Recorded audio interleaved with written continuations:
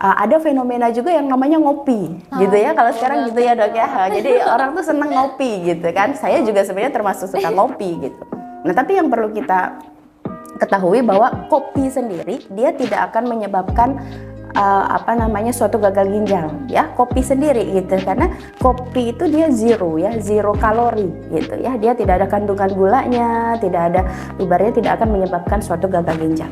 Tapi kalau dia udah ada tambahannya, misalkan tambahan krim.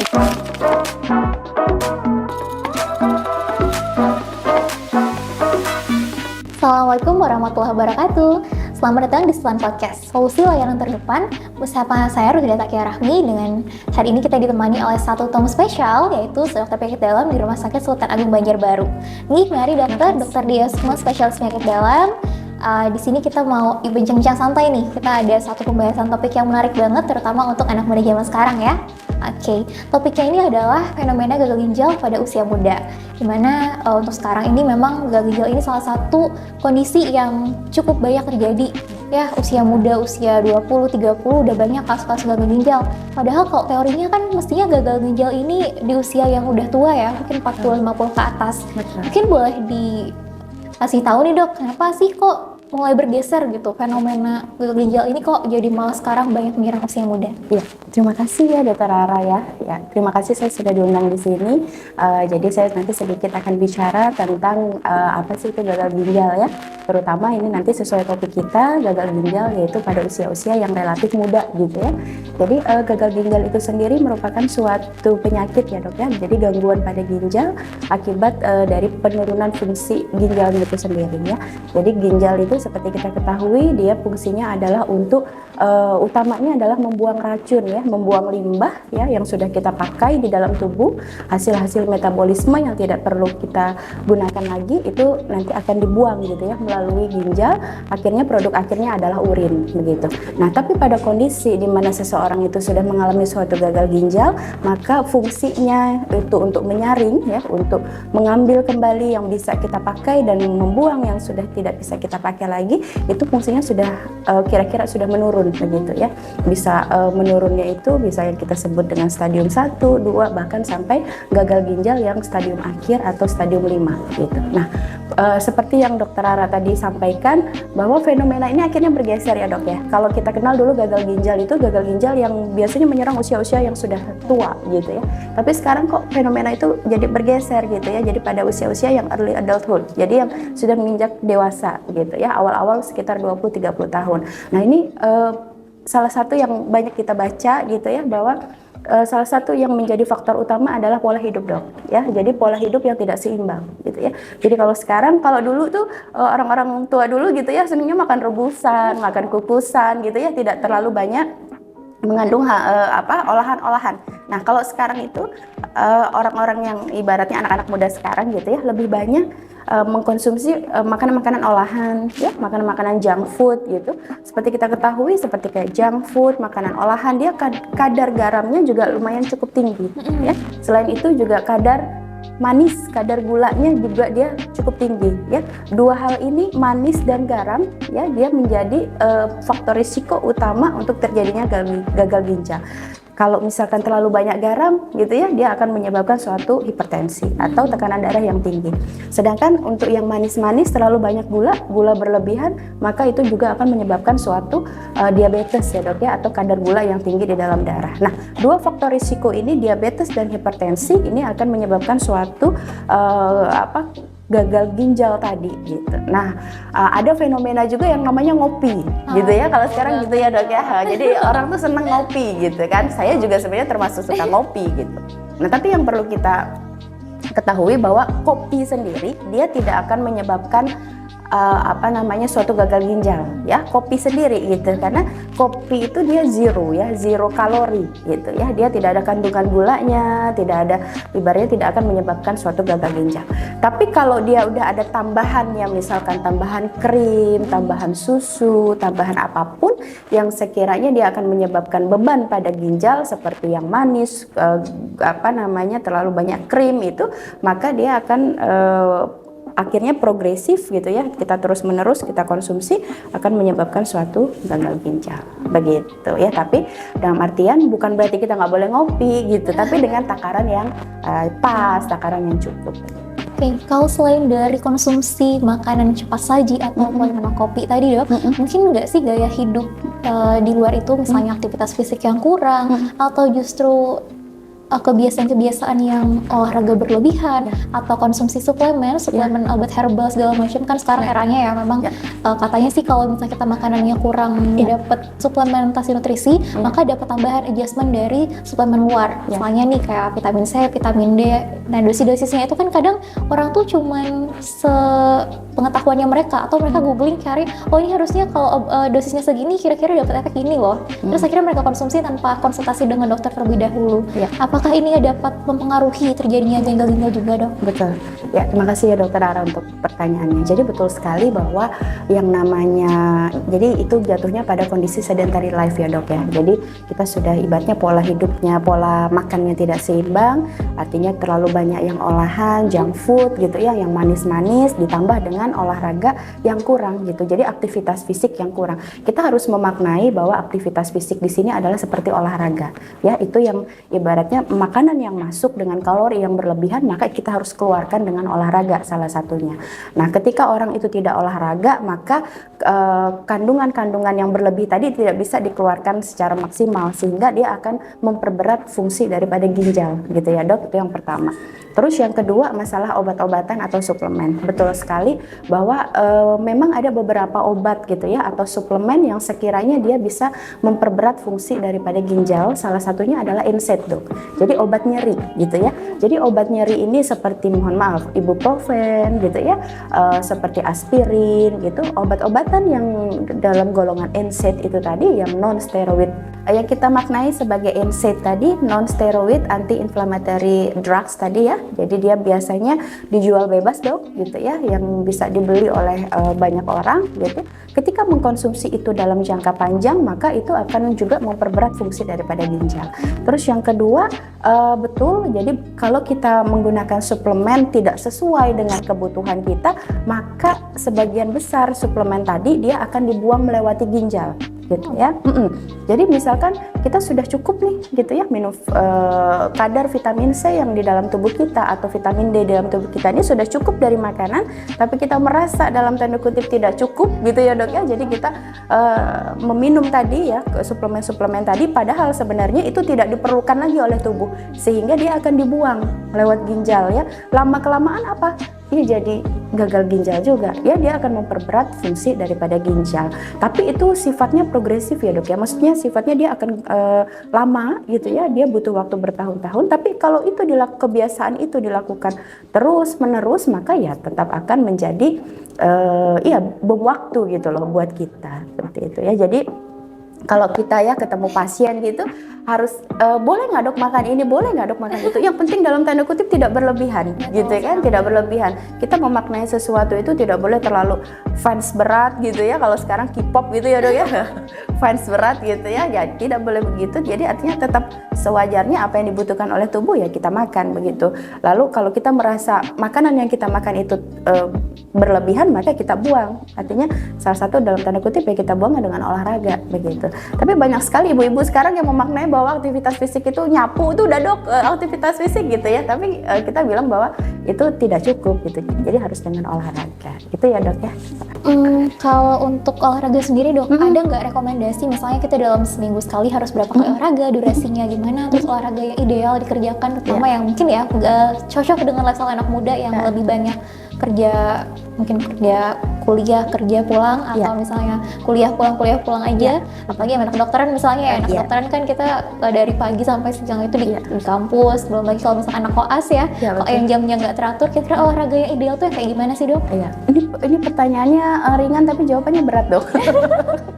Ya jadi idealnya ya dok ya, kalau olahraga itu kan dia dalam 1 minggu kita hitungnya 7 hari ya dok ya. Jadi dalam 7 hari itu paling tidak ada 5 hari dok. Jadi kita 5 hari itu kita olahraga, di situ kita melakukan aktivitas fisik ya, di luar daripada kebiasaan. Artinya di luar daripada misalkan kita nyapu di rumah, pekerjaan fisik yang biasa itu bukan gitu. Jadi aktivitas fisik ini adalah dia repetitif gitu ya. Jadi dia akan gobios istilahnya, mengeluarkan keringat sehingga asumsinya kalori akan keluar begitu. Nah, 5 hari itu dalam 1 hari, jadi kan minimal 5 hari dalam 7 hari.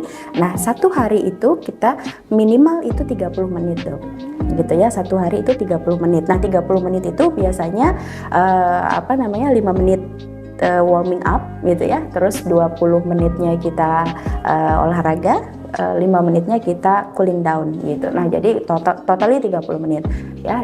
Lalu boleh nggak dok lebih? Boleh. Jadi kurang lebih 1 jam sampai 1,5 jam. Tapi itu pun artinya sesuai dengan kemampuan fisiknya kita gitu ya. Kalau kita masih muda begitu mah artinya bisa kadang 2 jam gitu ya dok ya, angkat beban gitu. Tapi artinya sebenarnya sesuai dengan kemampuan kita sendiri.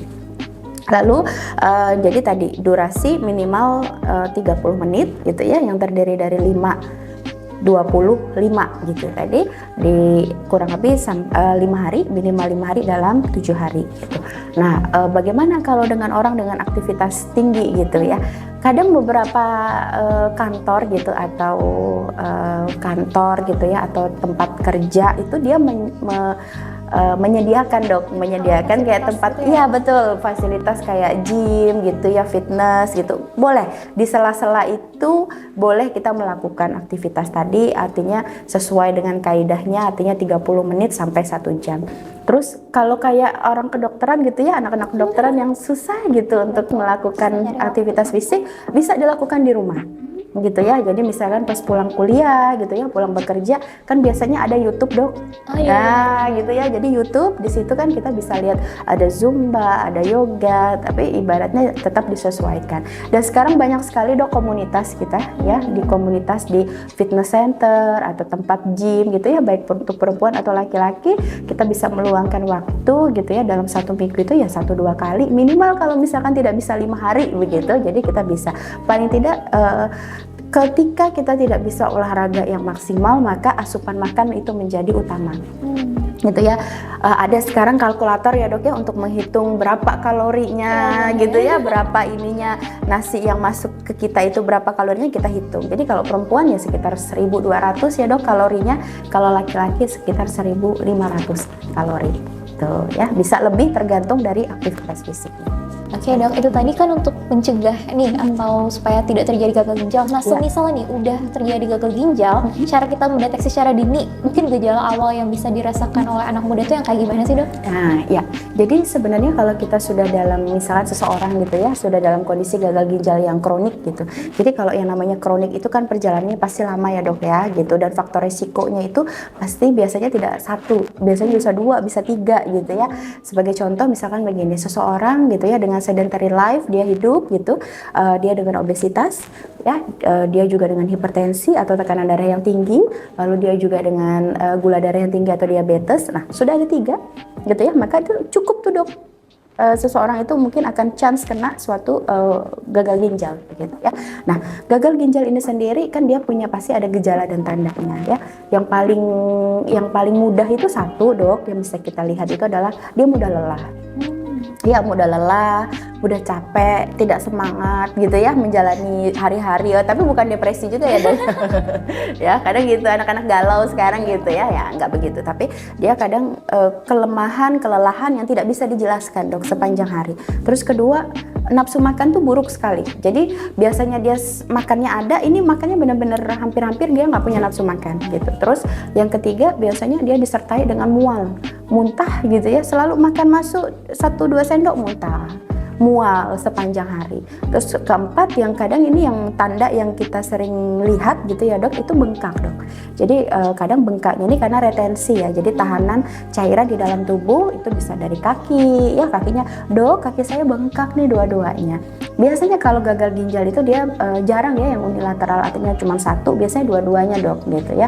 Terus kedua, dia tangannya ikut bengkak gitu ya, perutnya biasanya dia nggak kempes-kempes aja kok, ini bengkak gitu, atau dia di sini dok biasanya di kelopak bawah mata gitu ya, dia kayak berkantong gitu ya. Nah itu salah satu tanda dari retensi cairan. Berikutnya apa dok? Sesak dok.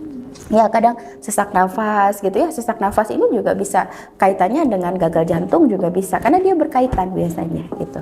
Berikutnya dia tidurnya tuh nggak nyaman dok, kadang saya sulit tidur dok, untuk memulai tidur nggak tenang misal gitu ya, itu bisa. Jadi sulit untuk memulai tidur, sulit untuk tidur malam, kadang nggak tidur sama sekali begitu.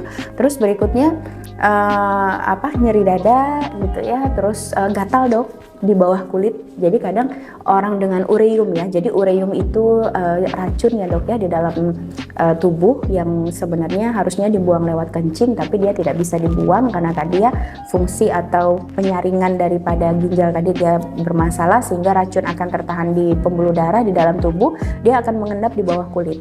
Nah, ketika di bawah kulit itu dia akan menyebabkan pruritus atau gatal yang sebenarnya nggak ada bentukannya, tapi dia gatal terus gitu. Nah, itu bisa dimaknai sebagai salah satu tanda dari gagal ginjal. Ternyata tanda-tandanya tuh nggak spesifik dok ya? Iya betul. Ketika datang ke pasien itu, mungkin nggak ada yang langsung terdiagnosis gagal ginjal di usia muda. Oh ya, satu lagi dok, biasanya gini, kencing dokter. Ya, jadi kencing. Dok, saya biasanya kalau kencing itu banyak gitu. Ini kok kencingnya sedikit-sedikit, menetes gitu ya. Atau misalkan itu tadi, jadi karena dia nggak bisa keluar ya dok ya, jadi ketahan itunya, jadi akhirnya dia kencingnya sedikit gitu ya. Itu kalau udah seperti itu biasanya sih sudah gagal ginjalnya stadium akhir dok. Gitu. Berarti perjalanan penyakitnya memang panjang dok ya? Iya betul ya, tidak serta-merta begitu ya, tapi ada juga begini dok, paling sering itu ya memang seperti faktor risiko ya, seperti hipertensi, diabetes, tapi ada juga yang glomerulonefritis dok, atau juga ada yang istilahnya polycystic kidney disease autosomal gitu ya. Jadi penyakit ginjal gitu ya akibat dari kista kecil-kecil dan dia banyak gitu ya, dan dia sifatnya diturunkan atau karena genetik dokter gitu ya. Itu saya beberapa kali juga dapat gitu, dia dimaknainya dengan nyeri dok gitu ya, nyeri gitu perut. Kadang orang bilangnya ini mah gitu ya, mah saja gitu, kadang ada mualnya gitu karena mungkin terlalu nyeri jadi akhirnya mual begitu. Nah ternyata setelah kita lakukan imaging ya, mau itu ultrasonografi, USG atau sampai CT scan, ditemukan tuh oh ternyata ada polikistik gitu ya. Jadi ada penyakit ginjal akibat dari polikistik tadi tapi sifatnya diturunkan. Begitu. Jadi misalkan orang tuanya tuh ada gitu ya, maka chance 50% ke anaknya ada dong turun gitu. Iya betul. Terus infeksi saluran kencing dok yang berulang. Biasanya pada perempuan ya. Jadi kalau pada perempuan itu karena dia saluran uretranya dia lebih pendek ya daripada laki-laki, maka kemungkinan untuk kena ISK itu akan jauh lebih besar daripada laki-laki gitu.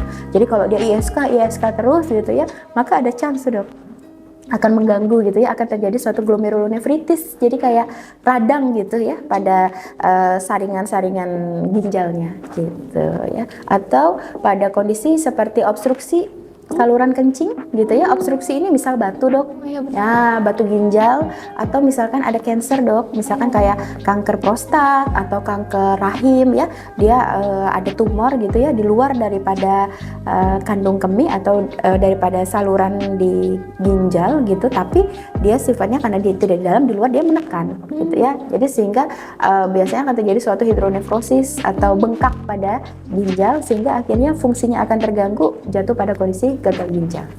Tapi berarti kalau misalnya nih dia memang udah faktor risiko masalah genetik tadi tuh nggak bisa dimodifikasi ya dok ya? Kalau untuk yang bisa kita modifikasi kan berarti kan terkait dengan gaya hidup. Betul. Mungkin dokter ada saran praktis nggak sih buat masyarakat atau generasi muda, Gen Z dan Gen Alpha, atau mungkin yang akan lahir 2025 nanti, generasi Beta ya? Sudah ada yang baru ya, Gen Beta ya dok ya. Apakah ada saran-saran dok untuk mereka supaya kedepannya fenomena gagal ginjal usia muda ini tidak terjadi peningkatan lah di kalangannya mereka? Iya betul. Jadi utamanya adalah ginjal itu dalam tanda kutip ya dok ya, makanannya adalah air gitu ya. Jadi ini nih air putih nih gitu ya. Ya, ini ya makanya disediain sengaja di depan ini disediain ya. Jadi air putih ini adalah satu penyelamat gitu ya. Jadi penyelamat kita bahwa satu hari itu tidak boleh tidak minum air putih ya. Jadi kadang ada yang lupa dok gitu ya, sukanya minum air teh gitu ya, minum kopi gitu, lupa kalau ada air putih ya. Air putih ini zero kalori, dia tidak punya kandungan gula gitu ya, paling hanya mineral saja. Nah itu yang kita minum tiap hari dok gitu ya. Berapa banyak dok gitu? Ada yang merekomendasikan 2 liter ya, ada yang merekomendasikan 1,5 sampai 2 liter. Tapi kalau saya kadang gampangnya adalah dikalikan dok. Jadi berat badan dikalikan 30 cc gitu ya. Jadi misalkan kayak saya misalkan beratnya aduh gitu ya 60 apa 70 gitu ya, misal 70 kilo gitu ya, dikalikan 30 cc, maka saya harus minum satu hari 24 jam itu adalah 2,1 liter begitu ya. Itu nanti plus minusnya adalah dengan kegiatan kita. Misalkan kita saya habis olahraga nih gitu ya, misalkan saya gobil sekali, maka mungkin saya bisa tambah sekitar 1-2 gelas gitu ya. Air putih nggak boleh kurang, walaupun misalkan kita di keseharian itu kita ketemu teh gitu ya, ketemu kopi, oke nggak masalah gitu. Tapi kopi misalkan satu hari hanya boleh 1-2 gelas gitu ya. Teh mungkin hanya 1 gelas saja, dan itu pun yang kecil dok gitu ya, yang kayak gelas belimbing gitu kan. Nah kalau sekarang kan semua udah pada instan gitu ya, beli di ini supermarket gitu, buka minum begitu kan. Padahal kalau kita lihat gitu kandungan gulanya besar sekali. Kalau saya lebih senang kita minum kopi hitam saja gitu kan. Kan biasanya kalau untuk kopi itu kan hanya untuk supaya nggak ngantuk dok gitu kan. Tapi sebenarnya kopinya, cuman kalau kita lihat kandungan yang itu kan lebih banyak gulanya, lebih banyak krim pemanisnya daripada kopinya sendiri gitu. Jadi kalau saran saya sebenarnya adalah satu air putih tidak boleh kurang gitu ya. Jadi gampangnya adalah 1,5 sampai 2 liter, atau berat badan bisa dikalikan 30 cc. Yang kedua apa? Yang kedua adalah kita ketika makan itu berkesadaran dok. Jadi artinya makan itu, apa yang kita makan itu adalah enggak yang istilahnya sambil ngobrol gitu ya, sambil ini pokoknya yang penting ngunyah katanya kayak gitu kan. Terus pokoknya kuranginlah yang terlalu banyak minyak, goreng-gorengan gitu, yang bersantan, berlemak-lemak itu agak dikurangi gitu. Tapi proporsi lemak itu tetap harus ada. Jadi contoh misalkan kita tetap membutuhkan proporsi lemak itu dalam satu hari 15% misalkan gitu ya, itu tidak dihilangkan. Jadi tetap juga tidak boleh seseorang itu misalkan dia menghilangkan karbohidratnya sama sekali, atau menghilangkan protein atau lemaknya sama sekali, itu juga tidak baik gitu. Jadi tetap seimbang, istilahnya kan seimbang sekarang ya, bukan berarti yang satu lebih baik daripada yang lain, tidak gitu. Dia seimbang, tetap sesuai dengan proporsi. Contoh misalkan karbohidrat hanya sekitar 20-25%, terus protein sekitar misalkan 25-30, kira-kiranya cuma segitu, dan lemak yang paling yang paling rendah ya sekitar 10-15%. Ada beberapa kita pasien dia makan protein terus dok gitu ya, makan protein banyak sekali protein, akhirnya kencingnya berbusa gitu. Karbohidrat tidak dimakan, lemak itu benar-benar tidak dimakan gitu, itu juga tidak baik gitu ya. Akhirnya dia akan memperberat fungsi daripada ginjal ketika protein di dalam tubuh itu terlalu banyak gitu. Nah itu tadi yang kedua. Jadi makan, jadi berkesadaran apa yang kita makan itu ya kita lihat itu yang akan masuk ke dalam tubuh kita, akan kita proses, karena kita punya badan cuma satu, ya kan dok gitu ya kan, badan tuh punya satu, jadi kita disayang-sayang aja gitu. Terus yang ketiga pola istirahat dok gitu ya. Kadang kita gini, kadang kalau malam itu sukanya pegang handphone gitu kan dok, pokoknya lihat TikTok, mohon maaf nih ya kita ya gitu. Kadang saya juga begitu, lihat Instagram gitu ya, lupa gitu bahwa oh udah jam tengah malam gitu. Padahal sebenarnya di mana fase-fase kita untuk hormon-hormon tadi ya, kayak melatonin atau apapun itu yang sekiranya untuk pertumbuhan kita gitu ya, perkembangan sel-sel kita itu didapatnya atau aktifnya ketika dia malam gitu ya, di antara jam 10 sampai jam 2 malam. Nah bayangkan ketika tubuh itu diminta untuk terus bekerja di jam-jam harusnya dia istirahat gitu ya, kita nggak memberi waktu gitu loh untuk selnya kita untuk beristirahat gitu. Bayangkan ketika pagi pasti lemah, lesu, butuh doping, minum kopi ya, minum suplemen dan segala macam. Nah itu yang nanti akan memperberat. Sebenarnya kan orang dulu tuh kita ikutin aja pola makan seimbang, air putih yang cukup, olahraga yang tadi yang sudah saya sebutkan, terus istirahat cukup minimal 6-8 jam. Tidur, ya nggak? Di sini biasanya gitu kan, begadang kan? Iya, sama aku juga. Oke, jadi kesimpulannya nih, tipsnya dari dokter tadi yang pertama berbanyak konsumsi air putih sesuai kebutuhan tadi ya. Ya, Kemudian atur makanan nih, Betul. harus jaga porsi yang seimbang. Ya. Harus jaga pola tidur yang bagus, tidak begadang terus-terusan, Betul. sama olahraga yang teratur dok ya. Oke. Betul. Nah gitu teman-teman, jadi kalau misalnya kalian tidak mau terkena gagal ginjal di usia muda, coba perhatikan pola hidup kalian tuh udah sesuai nggak dengan saran dokter tadi ya. Jadi pola hidup yang sehat itu akan membawa kita pada masa usia yang panjang, tentunya hidup yang lebih nyaman, tentunya tidak ada perlu rumah sakit, apalagi kalau harus misalnya gagal ginjal ya, itu pengobatannya panjang gitu, pasti akan menurunkan produktivitas dari kita. Oke dokter, terima kasih sekali untuk hari Sama-sama, ini, terima kasih untuk Dokter Ara. bincang-bincangnya. Banyak ilmu yang kita dapat hari ini ya, semoga dari teman-teman sekalian yang mendengarkan podcast hari ini dapat manfaatnya. Mudah-mudahan kedepannya ilmu yang diberikan dokter juga nanti bermanfaat untuk dokter sendiri tentunya sebagai amal jariah. Amin. Dan sampai bertemu di podcast selanjutnya. Assalamualaikum warahmatullahi wabarakatuh.